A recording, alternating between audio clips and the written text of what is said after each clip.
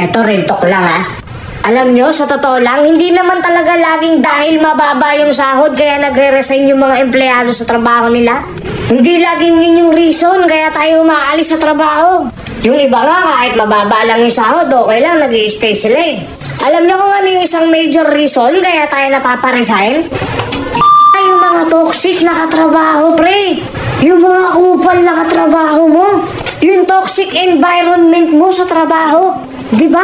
Sila yung isang rason kaya nawawalan ka ng ganang pumasok sa trabaho. Yung tipong papasok ka pa lang tapos nakita mo na yung mga toxic mong katrabaho, alam mo nang may hindi sila magandang gagawin sa'yo. Kung hindi ka pag-uusapan, gagawan ka ng kwento. Isisisi ka sa maling bagay na nagawa rin nila.